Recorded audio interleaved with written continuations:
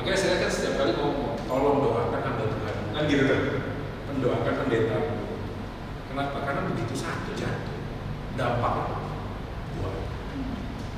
Padahal kalau kita ngomong marah-marah ya cuma marah-marah banyak ya. Wah, marahnya di gereja ada banyak. Tapi kan nggak apa-apa ya. Tapi coba bayangkan pendeta kita gitu. Wah, ngamuk. Pasti kan satu dunia apa ya udah. Itu loh pendeta marah-marah, pendeta kan manusia sih. Emangnya pendeta ada sayap ya terbang gitu. Terus di sininya ada neonnya gitu, terus polisi gitu. Oh, gitu.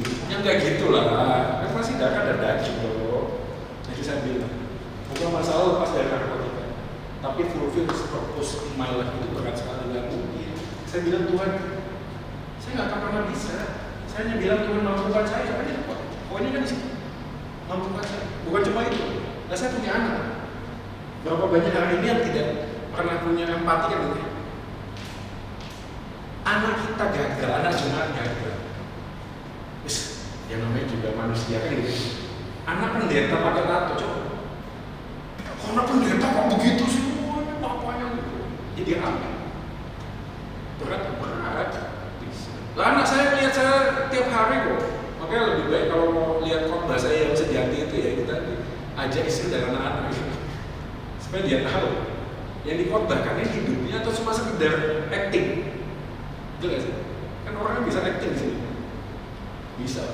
Makanya ada orang ngomong gereja itu panggung sandiwara, masing-masing memakai topengnya sendiri-sendiri. Makanya sampai di rumah topengnya dilepas. Aslinya ketok. Oke, silakan Pak Jokowi. Banyak ya, silakan.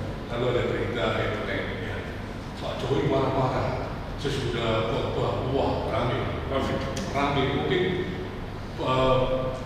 minggu akan datang pasti masih dibicarakan itu. Tapi baru tadi itu Pak yang saya tanya.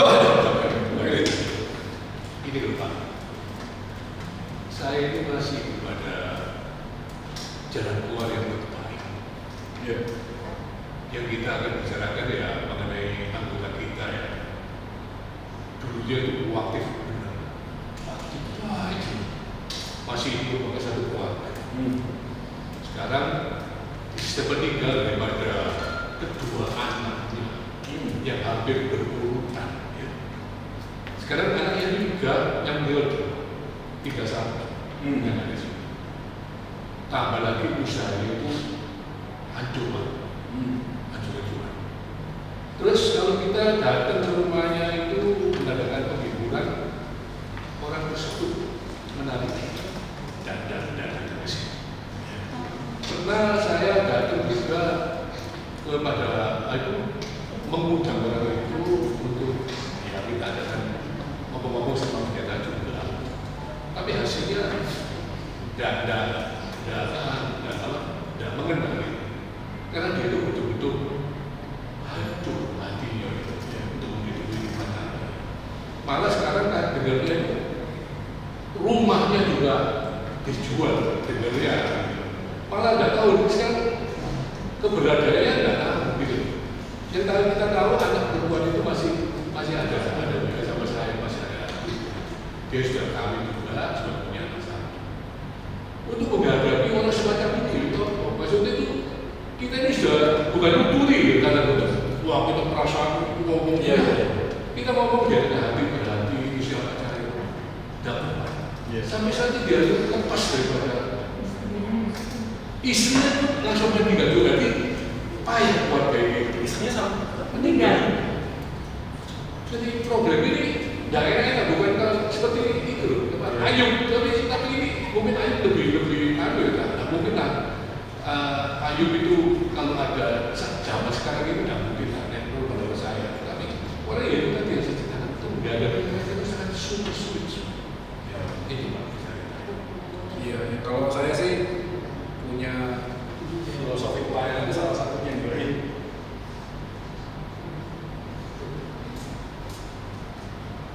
Jadi poin yang pertama itu respect.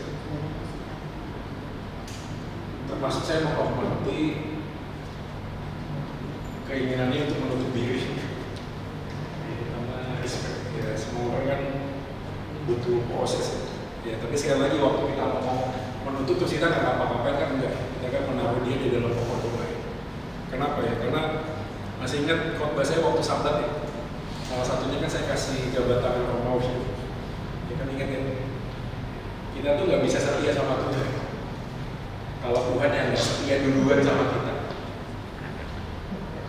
Jadi kalau Tuhan pegang kita ini kan, ini Tuhan ya, ini manusia ya. Dan gini kita terima Tuhan ya. Kita kan punya masalah tadi yang Pak Joko bilang ya, istri meninggal, usaha, pekerjaan, terus kita seakan-akan tuh menutup diri ya, misalnya wes gak Tuhan-Tuhanan lah gitu ya.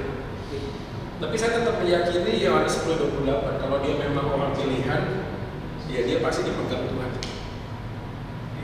Mungkin momennya kita nggak tahu, tapi cara Tuhan selalu kan melampaui apa yang kita pikirkan. Makanya kita perlu doa. Suatu kali dia bahas balik. Walaupun baliknya itu kadang-kadang saya menemukan faktanya itu nggak enak sih. Kenapa nggak enak? Karena udah di rumah sakit. Ya udah itu terus dia baru ngomong aku mau kembali. Kita nggak tahu. Tapi hopefully dia bisa balik. Kedua adalah empati.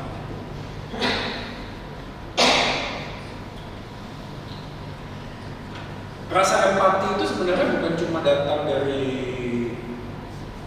omongan kita sih. Empati itu kan bisa jadi juga bentuknya perhatian.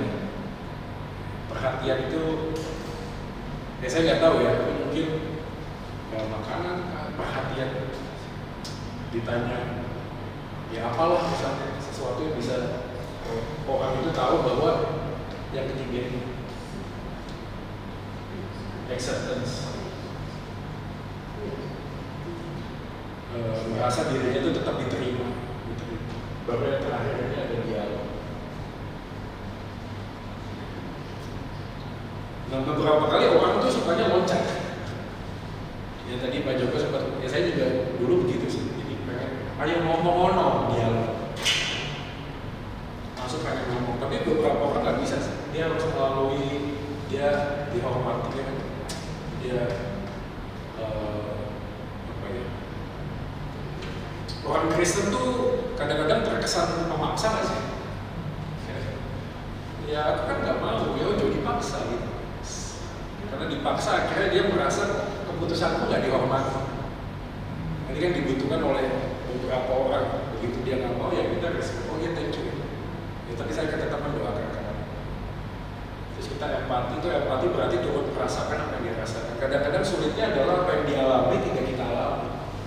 Nah, berapa banyak orang akhirnya yang Tuhan pakai sama seperti saya berapa kali dikontak, Pak anak saya ini kena drugs, bla bla bla.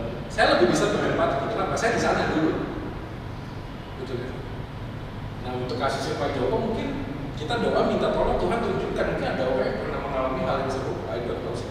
Mungkin nggak sama ya, kan secara ini kan nggak sama, tapi mungkin ada. Saya tahu di sini ada banyak orang yang kehilangan satu dengan banyak, tapi akhirnya kembali ke Tuhan.